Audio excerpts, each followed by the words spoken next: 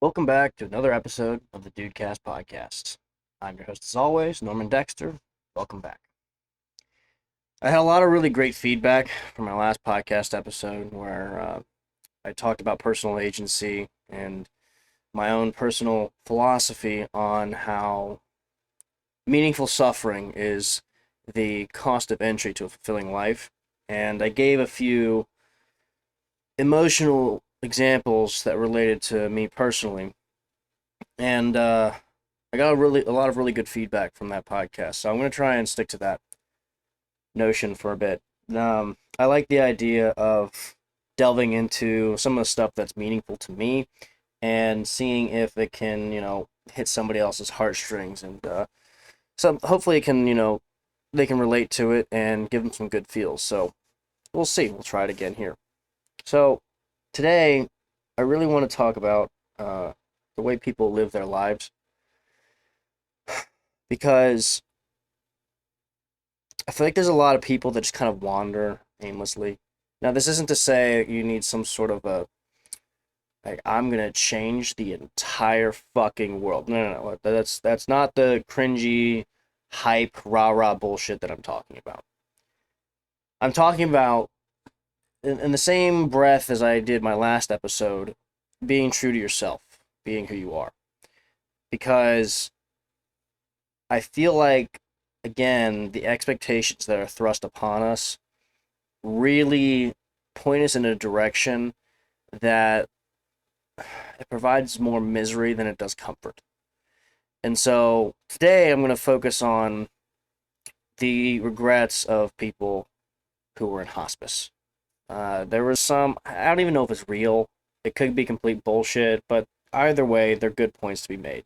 Could be completely false. I don't know. Supposedly, some nurse, the video I'm referencing was posted about 8 years ago. And I saw it when it was posted.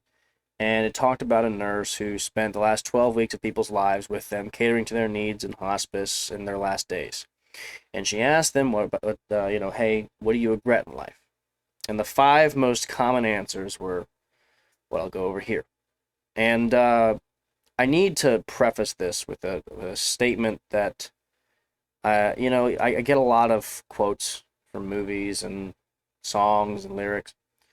And you're not gonna base your entire life based off of a cute quote that you read somewhere. But I do like to use a quote as a foundation for a discussion on something. And so the one I'm referring to is, if I'm not mistaken, I'm pretty sure it's from The Dark Knight Rises, where Catwoman, played by Anne Hathaway, says to Bruce Wayne, or Batman, Christian Bale's character, "You owe this world nothing," or something of that nature. And I think later in the movie she says, "You've given these people everything," and he responds with, "Not everything, not yet." And I'm not going to spoil the movie. I mean, it was 2011 or 2012 when it came out, so if you haven't seen it yet, dude, get on the ball. But the point is, he still had more to give, and he gave everything he had because that's what he believed in. That was his true self. The whole idea of Batman is he is this person who goes out into the world and brings justice to those who otherwise would have fallen through the cracks, right? So he's a vigilante that gets the bad guys who the law cannot, right? Or he will help the law to get the bad guys, whatever it is. He does this because it's what he sees as his purpose, okay? Now, not everybody can go and be Batman.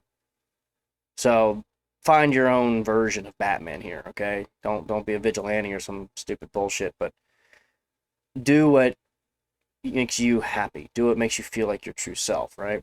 So let's go into some of these regrets, right? You're 85, you're about to pass on, and somebody asks you, "What are your regrets?" Well, the five most common ones, apparently, again, I have no idea if this is true or not, but they are good statements to consider.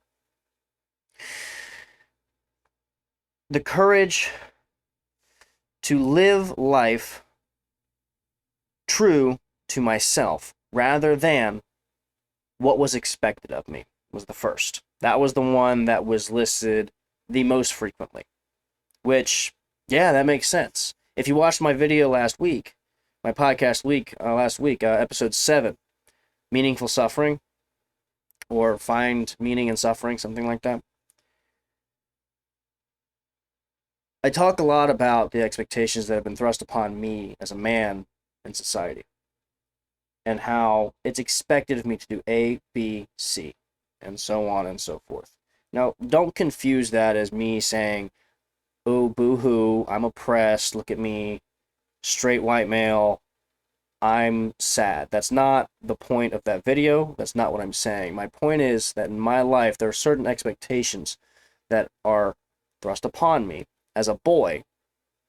And then as I become into a man, these expectations begin to mold me based on what society says I should be. And I've spent the majority of my adult life trying to fulfill those expectations and ultimately failing miserably, but not failing by their standards, but by mine. Meaning, I was able to achieve what these expectations were asking of me. I was able to get the degree. I was able to get the good grades while getting the degree. I was able to work hard. I was able to save my money, get my house, and all these things that we're told that'll make you happy and successful, and going for that ideal relationship and that white picket fence, yada yada yada, blah blah blah, dribble dribble fucking dribble. Did all that shit, and I was fucking miserable. So I failed by my own metric, not by what was, again, expected of me. You look at what I've done on paper, you'd think, damn, great, it's happy, right? Not necessarily, because it wasn't true to me. I was so busy trying to be normal, I lost track of who I was, and I wasn't being Norman. And as stupid as my slogan is, I'm not normal, I'm Norman, it's very appropriate for this conversation. So, yeah, I agree with that. Having the courage to live life true to yourself rather than what was expected of you. It's your life. Why the fuck are you living it for someone else? I mean, I like to think that this is why divorce happens. People realize that they're worth more than what they settled for, and so they get out of the relationship and move on. And this is also why I think marriage in itself is this thing that's inherently lost its value over time, because it's people will work toward it and they'll think, oh, once I get that ring, fucking wrong finger. Once I get that ring, then I'm good. I don't have to try anymore. I don't have to work at it. And then they take their partner for granted, and then the same thing happens to them from the other side of the fence with their partner. They take each other for granted, and it sucks. And unless, they have a bunch of kids and have busy careers where they're just keeping busy all the time, the thing is, you get to a point where you're comfortable, so you don't have to worry about money. Or maybe you don't have kids. And that stress is not there for you. You're left to kind of just sit with your own self and your partner. And you're left to sit together. And you're just like, what are we doing? What are we working toward? I don't, what's the purpose? And then you take each other for granted, and it just gets worse. And this could happen with kids. This could happen with busy careers too. My point is, if you have this time to sit alone with yourself and you realize this isn't me, then things are going to start to unravel. Whereas if you are being authentically yourself, I think you'll see that things can work out for the best, because you'll attract into your life the shit that does matter to you, rather than all this bullshit that you've been collecting because, well, you were expected to. It makes a difference. And when you are your authentic self, you kind of hold yourself accountable for your own bullshit. And, hello, darkness, my old friend. You befriend the darkness, you befriend your, rock bottom lows, because there's a lot you can get from those. When you get that depressed state, that rock bottom, that low feeling, you can learn a lot from that. You can grow from that. And it tells you a lot about yourself. And you can't do that unless you're true to yourself. So I think that's probably why that one's the most common regret held by those who are dying. The next one is wish I hadn't worked so hard. Which, yeah, I get that. I really get that. See, I come from a family. My dad has worked at the same company for nearly 50 fucking years. And his dad before him worked at the same company for 33 years. Now, his dad, my grandfather, the man I'm named after, because I'm Norman Peter Dexter III, he may have only worked for 33 years, whereas my dad had 50, but here's the difference. My grandfather tried and failed several times to start his own business, to start his own company. Each time it failed, unfortunately. And so he had to go back to the company over and over again until he eventually retired. And he passed away, I want to say he was 71, if I'm not mistaken. So it's just both my father and my grandfather worked themselves to death for decades at the same company. A company they have no ownership in, and when they're gone, they're gone. There's nothing to be remembered by except maybe a picture on a wall somewhere that'll be removed at some point in the future. Made a good living, provided for his family, but I'm trying to make sure that, at least with my father, that he has something to retire to. Because if not, you can only watch so much fucking TV, you can only watch so many movies and read so many books. So I'm seeing that he has something to retire to, because you work so hard for so long for this thing, whatever this thing is, in his case, to, earn money to provide for his family, okay? And to have a retirement. Okay, well, now you're retired, okay? He'll be 65 here in March. Okay, now he's retired. He doesn't have to work anymore. He's got enough money. Now what? Why'd you work so hard? I don't know. The amount of people I know who retire, I'm a trainer, I work with a lot of retirees. The amount of them that, will go travel the world or whatever they've waited their entire life for, they'll do it for 2 years and it gets fucking boring. Whatever it is that they've planned out to do, they'll do it in the first year or 2, 3, 4, 5, and then they're just like, what the fuck do I do now? And normally it's grandkids or something else, but I think the idea of waiting until you're 65 to live your life is kind of fucking stupid. You need to work hard, yes, but I'll give you an example. So I'll be 29 this year. And I beat my dick into the fucking dirt the majority of my 20s. When I graduated high school, I went to engineering school. Ninth in my class, did well, but then I found out the career options. I'd be sitting at a desk, which, 1, fuck that shit. And 2, I'd be working project after project after project after project for a company who would never give me credit for these projects. I'd just do my part and then they move on, send it off to someone else, or finish the project without me, and then start me on a new project. There was no, I'm going to get something out of this when I'm done with this work. No. It was just constantly being fed a paycheck to just do maintenance work effectively. To me, it was as good as being a janitor. In fact, being a janitor sounded more appealing because a janitor gets to move throughout the day. Whereas a desk job, nope. And a janitor gets the satisfaction of, wow, I cleaned this room. This feels nice. Whereas an engineer will sit there and they'll work on this project and they'll finish the task that's been assigned to them, but they don't get to see the project through to the end. They don't get to see the part they played in this thing. Unless it's some giant project that they do get to see from beginning to end because they're higher up.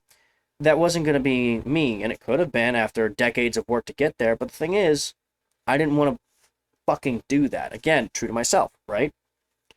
And so I left engineering school to become a trainer because when I saw a trainer for the first time in my teenage years, when I went to a gym, I'm like, wait, they get trained? They get paid to do that? To train people? You can get paid to do that? That's fucking amazing. I was a kid in Candyland. So I became a trainer. And I knew that being a trainer, I wouldn't make a lot of money. So at a very early age, 19, 20 years old, I started saving. I started being frugal as fuck. Not spending any money if I could help it. I was a cheap asshole for a long time. So I did that, and I trained people for a year, year and a half. Got a couple certifications, and by a couple, I mean fucking 10. Which, by the way, certifications, for the most part, in personal training at least, other fields different, but in personal training, most certifications, unless they cost like $3,000, are fucking bullshit. Those ones that cost like $3 or $4,000 from the American College of Sports Medicine, for instance, those are legit. Like, you can go and work with cardiac rehab patients, and other specialties. That's legit. But most other certifications, complete bullshit. They mean nothing. Anybody can get them in a weekend. Bullshit. You see somebody who has a lot of certifications, it means nothing. That is not how you judge their merit as a trainer, okay? Anyway, became a trainer, got all these certifications because I wanted to be well-rounded. I want to have a good foundation to offer to my clientele. I trained people from 2012 until about mid-2013 when I started an online associate's degree, okay? Started doing that, paying my own way, yada, yada, yada. Sorry, no. I worked, 2012, and then I started that associate's degree in February of 2012, my bad. And so, started that, and I finished it in 2014, in November of 2014. So it was well, that was it. I'm sorry, I'm messing up this time terribly. February 2013, I started it. And then I took it all the way till November of 2014, because it was like a 15-month or 16-month program, something like that, a year and a half. It's completely online, did that, worked full-time.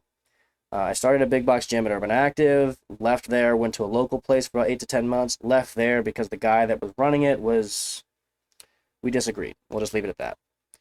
And so I did my own thing. I did house calls, trained people from a home gym, etc., etc. I did that for about 8 months, and that took me to about the late spring, early summer of 2013. And I was going to go to the bank, and I was going to take out a loan to start my own place, start my own gym. My parents stopped me. They say, listen, we really want you to go back to school, but we have conditions. See, before, they were just going to pay for my schooling. But since I dropped out, the deal was done. So now I had to show an effort to earn back my degree through them, okay? So they told me I had to take a year off school. Or, sorry, they had told me I had to take a year off of work. And that I had to move back in with them. Okay, those two things right there. And I had to maintain a 3.5 or higher for them to completely pay for everything. And so that's why they had me take the year off of work, so I could prove that I could get a 3.5 and keep a 3.5. And then if I could do that, I could get a job again. So in summer of 2013, while I'm taking my online associates at it's a university called Bryan University in Tempe, Arizona. 3-hour time difference, so I would take those night classes. Well, during the day, I would go to school at UC for dietetics. The associate's degree was in occupational studies with a focus on advanced personal training, which it was a great program. Loved that program. I learned a lot because there were real fitness professionals who were actually doing work in their field while they were teaching. And that was a great program. And I did well. And then I went to UC while doing that. So I was taking 2 degrees at the same time. 2013, I start my elective, or my education classes, your calculus, your physics, your chemistry and organic chemistry, biology, anatomy, physiology. Take all those base level classes that you need to in your liberal arts degree, right?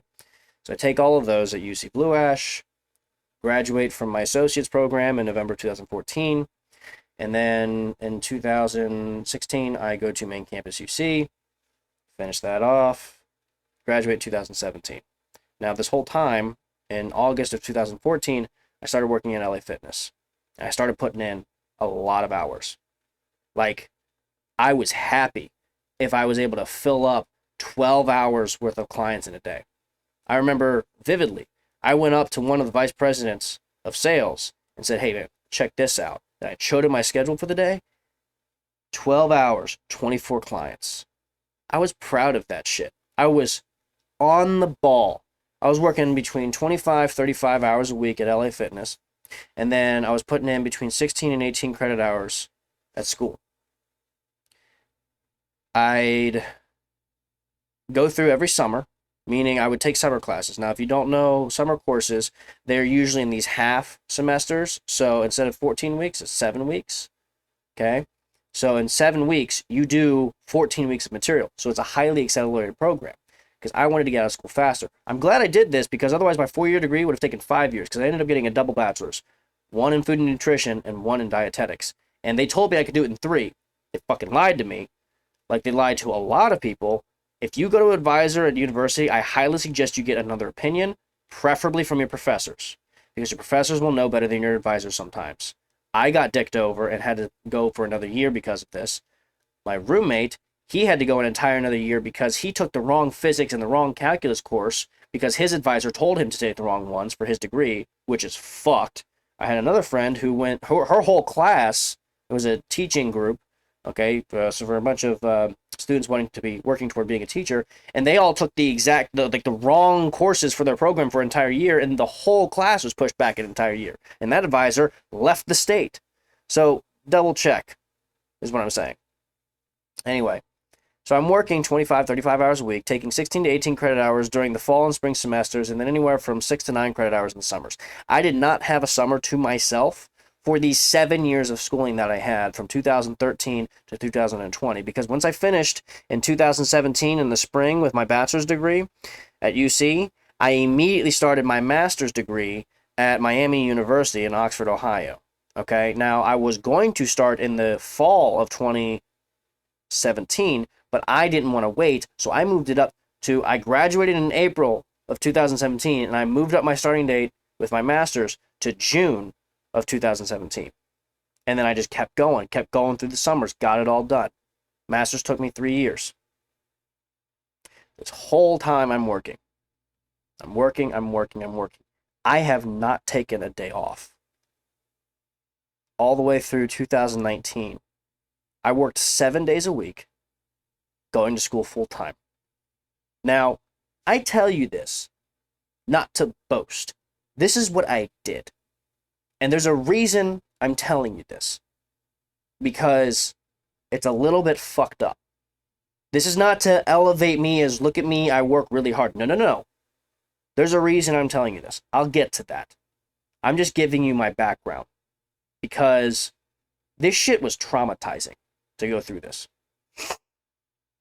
So, I go on my first vacation, go to fucking Disneyland in LA. I see my best friend, he works at Warner Brothers Studios. I see him and his wife for a few days, go to Disneyland with family and him, and then we go down south of LA to Carlsbad to visit my uncle and my cousin.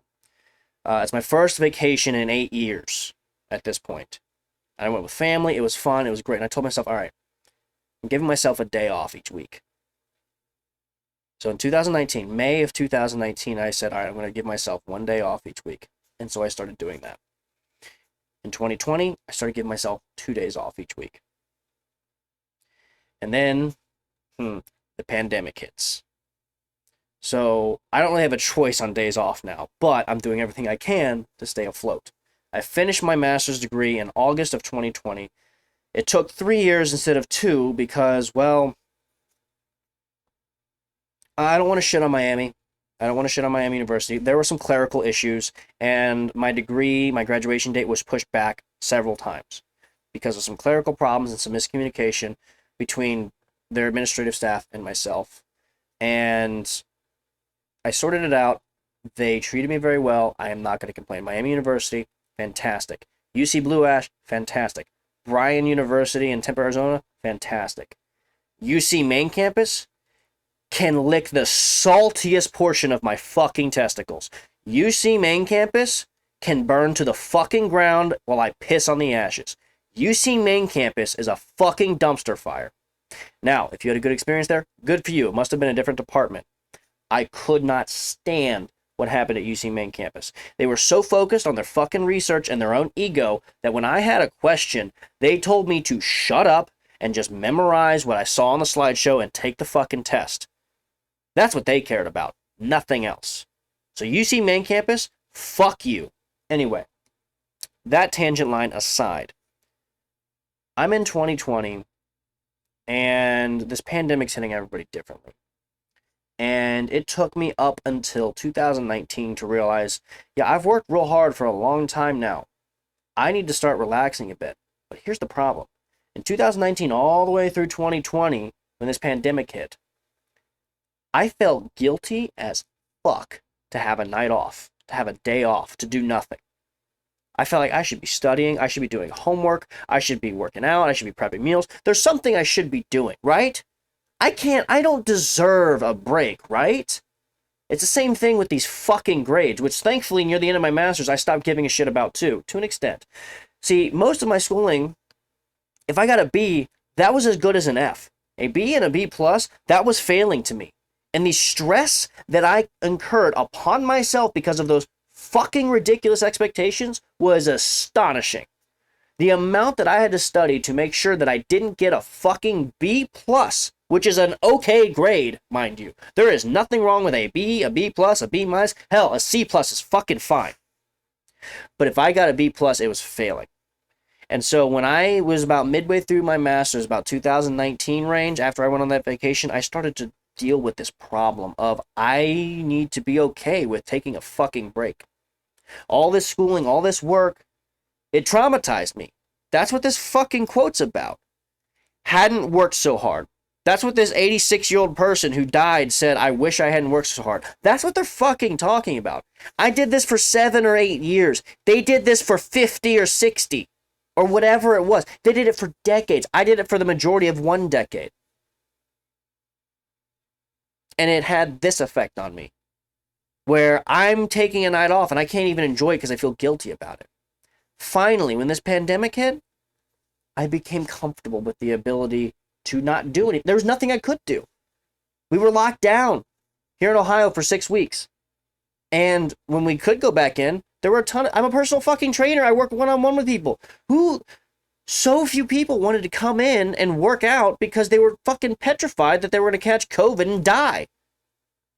And so it was a slow burn. So I had to force myself to be comfortable with not fucking doing anything. So what did I do? I started making videos. Started making podcasts. That was the thing that started happening. That's why I'm here now, because of that bullshit that was 2020. Now, I had always thought about doing it. I always wanted to do it, but I never had time. And I told myself, one day I will. One day I will. One day you may, right?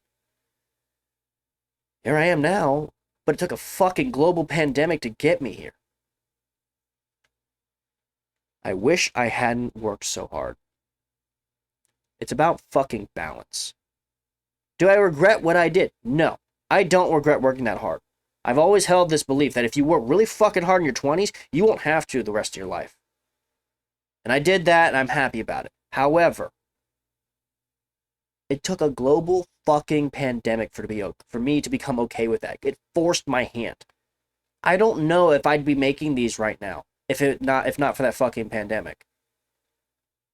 2020 was a dumpster fire. It sucked for a lot of reasons. But there's definitely a silver lining, at least for me. Don't work so hard.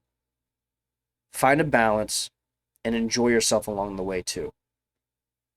You'll still get there. It's more about consistency than it is the intensity of your work ethic, I promise you. Consistency over time will take you much further than working yourself to fucking death. Number 3. I wish I had the courage to express my feelings. Now, if that shit doesn't nail meat head, right? If you listened to my last episode, find meaning in suffering, that's what this shit's about. The courage to express my fucking feelings. And this hits men and women. You know, men are told, well, if you cry, you're weak. If you show any sort of emotion, well, that's just not attractive to the opposite sex. Nope, that shit ain't cute. And then women. Oh, you're so emotional. You're crazy. You're overreacting. You're this, you're that. That's called gaslighting, and it's not fucking okay. If you feel some type of way, no matter where you are, at work, with your friends, with your family, with your significant other, you fucking communicate that. Because what you're feeling, it matters. And if you're feeling some type of way with someone, and you bring that to them and they don't validate you, there's 2 things in play there. 1, they don't know how to validate you, maybe because they've never been validated. So words of affirmation are not a thing to them. And so due to pure ignorance, they don't know what to do with that. And they can't provide you the affirmations you need to reassure you and make you feel validated in that moment.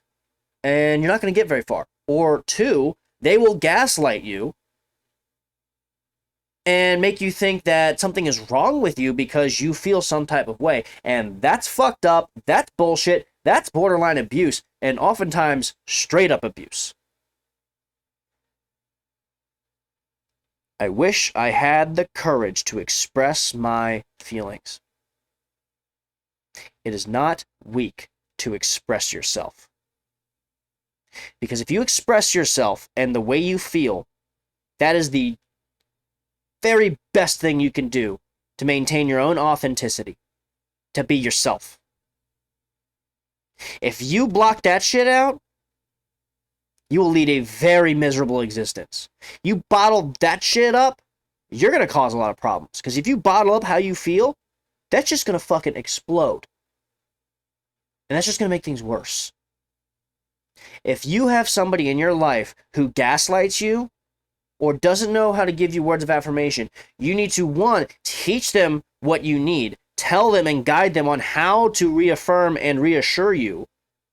Or if they are not receptive to that, or they gaslight you in response to you trying to do that, they need to fuck and off out of your life. Next. To stay in touch with friends. Now, this one, I wish I had stayed in touch with friends, is the regret. Again, these are regrets that people have on their deathbed. That's what I'm referring to. I wish I had stayed in touch with friends. I'm in a place in my life where finances are stable. Money is not, it's always an issue, but it's not something that I wake up in the morning thinking, oh shit, how am I going to pay my bills? I don't have to worry about that because of what I've done for the rest of my 20s that put me in this position, okay? That puts me in a very interesting spot because I don't have to worry about where my next meal is coming from, my bills, yada, yada, yada, blah, blah, blah. You're left wondering what you really value in your life. So for the last 2 years, that's what I spent a lot of time doing. And I found two things. One, I talk about a lot, which is finding myself and my true self, living the life that's true to me. And the second part that comes after that, what is really valuable to me? What is meaningful to me? And what I've found is that my relationships are what mean the whole fucking world to me. Especially in a fucking global pandemic where you can't see anybody. What saved me, because see, I'm not a very social person. What I mean to say is, it takes a lot to get me out of this fucking house. I leave for work, I leave to run errands, that's it. It takes a lot to get me to leave this house and go out and do something and make plans. Unless we're dating, odds are we're not hanging out that often. I'm very antisocial, but once I'm out, I'm a social fucking butterfly. The thing that saved me through this pandemic is that I had my clients. I had that one-on-one interaction with so many people. And several of my clients, I was the only person they saw the entire year of 2020 almost. Because they worked from home. They never left the house. They ordered their shit online to be delivered to their house. Their food, their supplies, whatever they needed. They never left the fucking house. I was the only person they saw. So, I get it. To regret not staying in touch with your friends? Fuck yeah, I get it. To me, my relationships? Fuck me. They are the most... I am more thankful for the relationships in my life than anything else. All this other shit's tangible bullshit. Relationships are very abstract. Okay, the friendships we hold, the relationships we hold, you're the one that defines their meaning. Your friends, your family, your significant other or significant others, you're the one that builds those relationships and defines them in the abstract and gives them meaning. And I've found that I am way more concerned with cultivating meaningful relationships with people than almost anything else in my life. That it has become my main focus. 2019, I went out of my way to meet up with people that I was friends with online that I had never met up with in person. My buddy Mikey. Never met him in person. Awesome guy. Love him to death. I sent him a message at the end of 2020. Hey man, I just feel like sending this message tonight, but I know we've only hung out literally one time. We've met in person one time. Otherwise, it's just shit posts and tags on the internet, right? On Facebook, social media, whatever. It's just shit posts, memes, and tags, right? But I want you to know something. You're a fucking good dude. And if you were to call me at 3 a.m. needing help, I'd fucking be there for you. Because he and I, we connected to a point where I'm like, yeah, I'm in your corner, you're in mine. We got each other.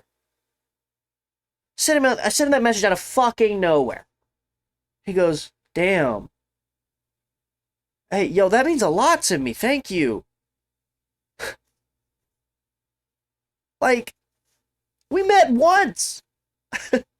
We met one time, and we made this incredible friendship together. You know what I mean?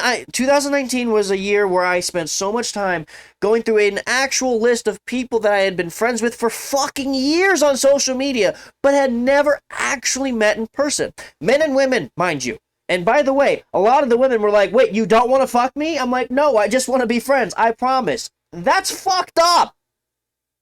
Okay? You can comment on something and not be a thirsty bitch, okay? You can just want to be friends, I promise.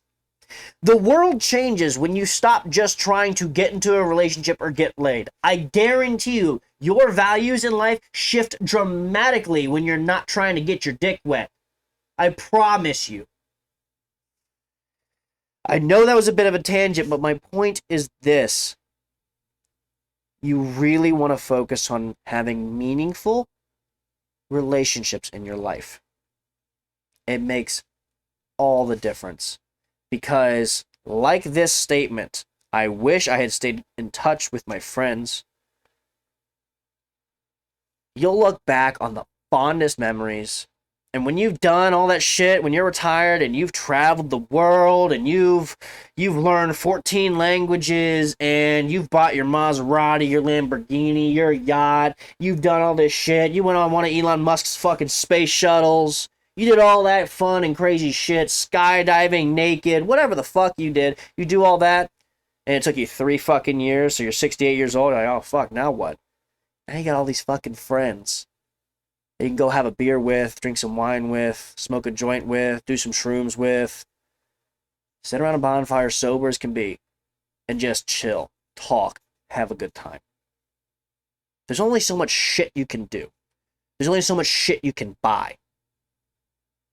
Friends, relationships, it's the abstract, baby. That shit's infinite. You can just sit there and shit talk for hours on end and be endlessly entertained and fulfilled. You can look back on, hey, remember that time? Yeah, man, that was a good time. Or, hey, remember that time? Oh, God, that fucking sucked. But we got through it. Friends fucking matter. Your relationships fucking matter. Lastly, I wish I let myself be happier. Now, this to me, this is the 5th of the 5 regrets. And this one, it takes a minute. Because you're like, well, I mean, isn't everybody's goal to be happier? We don't really have a choice in that. It's just whether or not it happens, right? Well, that fucking depends on your flavor of misery, my friends. See, in my last episode, Find Meaning in Suffering, that's what this one's about. I wish I had let myself be happier. If you become your authentic self, if you are who you're supposed to be, not what is expected of you, all of a sudden, you have to become comfortable with your darker shit. When I hit my rock bottom lows, which it happens sometimes for no rhyme or reason, there is no trigger, nothing bad has happened to me, I'll wake up one morning and feel like a depressed fucking mess thinking, wow, suicide sounds great right now. I think I mentioned in the last podcast how there's a song by NF called Hate Myself, where there's a line in that podcast that goes something along the lines of, suicide thoughts come and go like guests to me. But I don't want to die, I just want to get release.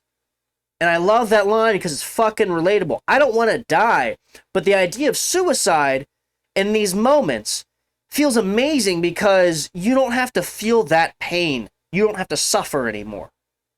But you don't want to die. You just want to feel that fucking release. So in those moments, when I feel that, yeah, this is it. This is the fucking bottom of the barrel. And again, this cannot actually be like, financially, I'm golden. My relationships are good. I'm happy. I'm healthy. Everything else is going fine, but I wake up one morning and I just want to fucking die. It happens to all of us. I promise. You're not alone if that happens to you. Your entire life can be on fire and you could feel great. Your entire life could be golden and you'll feel like a pile of dog shit. It happens. When I reach the bottom of that barrel, when I reach that lowest of lows, I sit back and I say to myself, hello, darkness, my old friend. I've come to speak with you again. And I sing that famous phrase from Simon and Garfunkel's Sound of Silence. Why? Because it's true. Hello, darkness, my old friend. Because guess what? It never goes away. Whether you have zero trauma in your life or your life is nothing but trauma, there is darkness within you. It has happened to you. You have memories. Shit happens. You have emotions. Shit happens. You feel like asshole. It happens to everyone. So you can do one of three things. You can run the fuck away from it. You can drown yourself in a bottle, a syringe, or smoke it. You can gamble it away, whatever. You can find your vice to run away from that darkness. That's one solution that people go for. A second one is you just completely fucking ignore it and say, nah, I'm fine, I'll be alright. Completely fucking ignore it. I'll be alright. What I find, the people who ignore it, they're the ones that end up hanging from a fucking noose, with their wrists cut, with a stomach full of pills, jumping off of a bridge, a pistol in their mouth. The people who avoid their darkness and just ignore it, they're the ones we lose, in my opinion. The third one is you address the darkness and you befriend that motherfucker. You make friends with the darkness because it has a lot to teach you. The darkness is your number one tool for growth. The darkness showed me who I am. It showed me shame. It showed me my worth. It showed me hell. It showed me paradise. You can't have one without the other.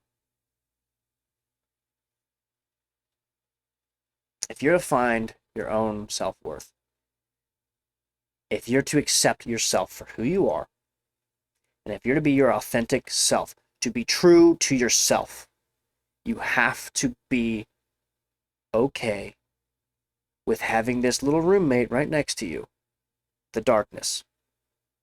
I've talked about this before on a previous podcast. The darkness is essential. Find meaning in suffering. Find meaning in your darkness. Let it teach you integrity. Let it build your character. Let it mold you into the person who is your truest self. And embrace it. Do that, and you'll let yourself be happy.